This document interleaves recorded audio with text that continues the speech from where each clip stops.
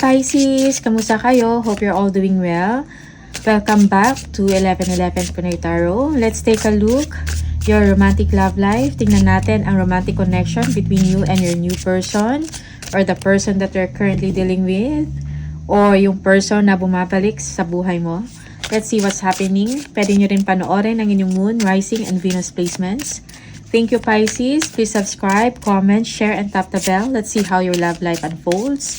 Tingnan natin kung ano yung mga energies na naglilinger sa inyong love situation or romantic situation. Pisces, please.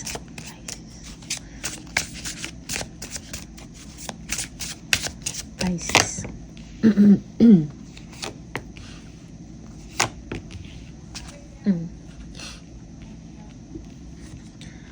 Vicious circle, pattern of relationship, issues, bad habits, no-win situation. May mga bad habits na nangyayari sa inyong relationship ngayon. Okay.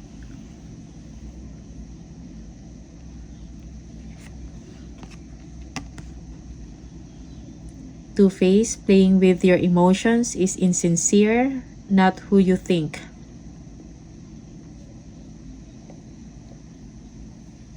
Okay?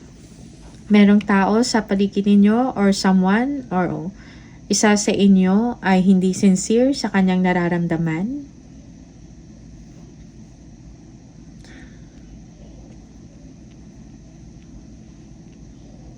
Okay? Hindi totoo yung person na kinakausap ninyo o yung person ninyo. Okay?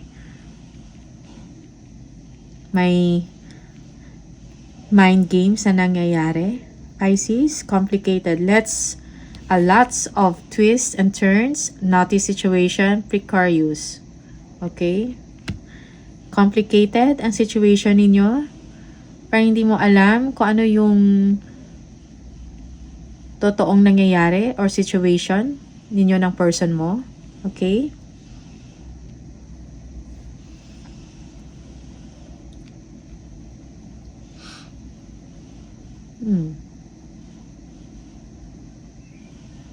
Merong hindi fair na nangyayari sa relationship. Okay? Parang one-sided. Let's see kung ano yung messages from the tarot. Merong someone na hindi totoo. Kala mo okay, pero hindi pala.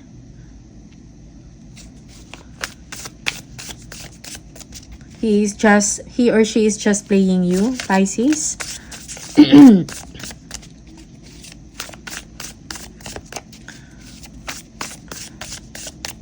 Messages please for Pisces. Your person, you.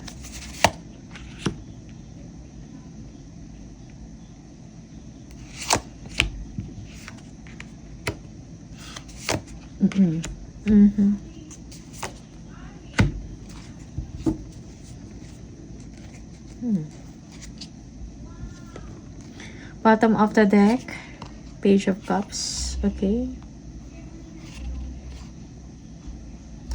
Meron kang gusto or someone may crush sa inyo, Pisces. Kailangan mo ng pahinga. Maybe you've been through a lot of heartaches. May mga disappointments sa situation ninyo. Okay. Not only physically and emotionally, you're tired. Meron kang gustong gawin, pero feeling mo parang hindi mo maabot or hindi mo pa magawa. Meron kang may gusto or someone has a crush on you. Okay. You want to improve your situation or your life. Okay. Someone needs your help. Maybe financially. Be generous, Pisces. Okay. Someone is thinking about you. Someone mature. Okay. Someone who has yung may power, may authority. Okay. May magandang role or situation. Magandang trabaho. Okay. Maganda yung posisyon Mataas yung posisyon sa isang company. Okay.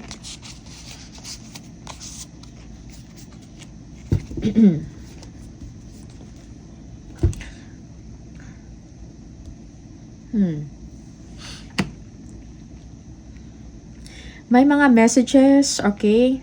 Or may mga calls or messages kang natatanggap. Exciting messages from someone. Okay? You feel like you want to go out and enjoy, date someone, meet someone, Pisces. Okay?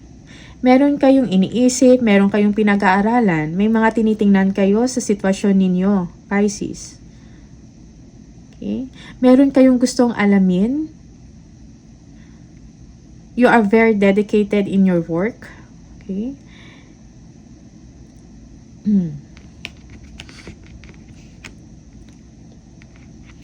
For some of you, nag-worry, stress kayo, ang dami yung iniisip about someone, about an ambition, marami kayong gustong gawin. Okay, this is supposed to be a love story or a love situation, pero may mga lumalabas na ibang energy. Okay?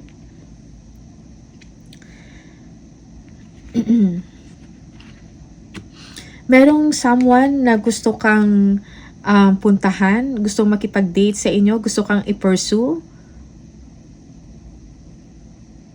Okay. Middle age.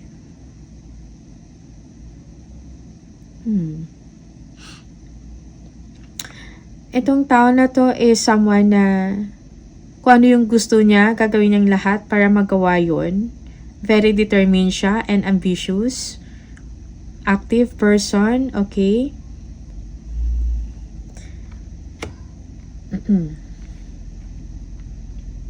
You are looking forward na sana maganda yung relationship mo, okay? Merong excitement.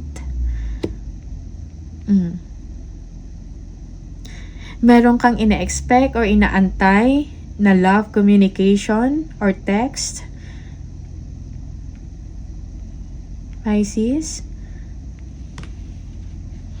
You have to be true to yourself, Pisces, okay?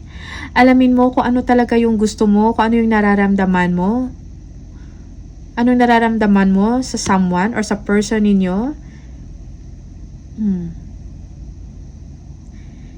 For some of you, you are dealing with someone, a fatherly figure, okay? Maalalahanin sa pamilya, inaalala or tinitingnan yung security or kapakanan ng family, okay? He or she loves you very much. Okay? Hindi niya man sinasabi, pero yung laman ng puso niya ay mahal ka. Very emotional yung taong ito. Pisces. Okay? But someone wants to pursue you or to get you. So, maybe you're dealing with two persons. Okay? Pisces.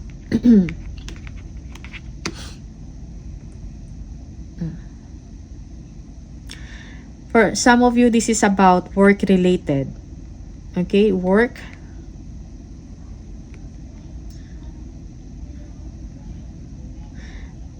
A love situation.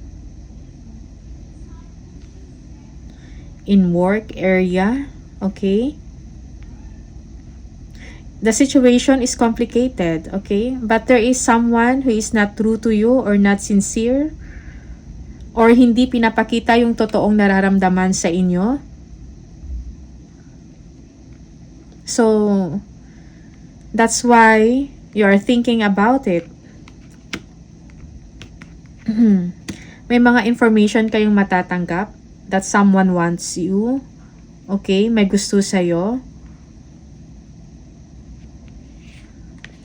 You feel excited. Parang you are looking forward also to receive that information. Okay? You are just waiting. You are waiting from someone to make a move, Pisces. Okay? Be true to yourself. Okay? kung ano talaga yung totoong nararamdaman mo. Be wise emotionally. Yung situation mo, nagkukause sa'yo ng stress, parang hindi ka makatulog, parang nagpa-bother sa inyo. It seems that you don't know kung ano yung gagawin ninyo, Pisces. Okay?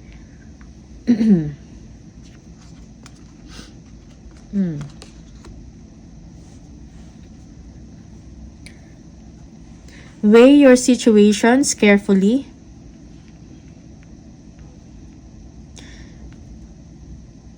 And be wise.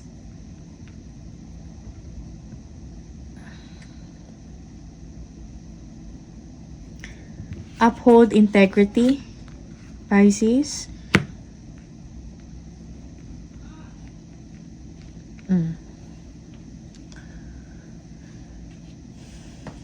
Merong taong gusto kang puntahan, gusto ka i-pursue, gusto kang kilalanin, okay? But you also is maybe tied up with someone na mas older kesa dito, okay? You are thinking between these two person, you are stressed, okay? But you know, it's up to you kung magpaka-stress ka. Your mind is very active. That's why siguro may mga times na hindi ka makakatulog.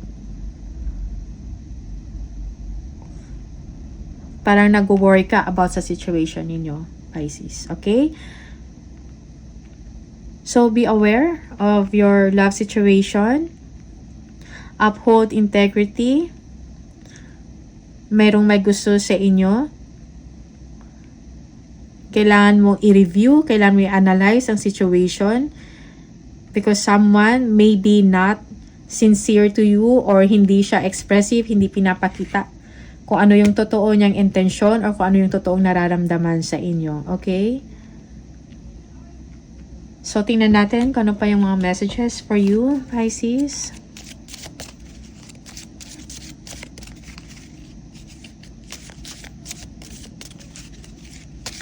Huwag ma-fall sa mga bad habits, okay?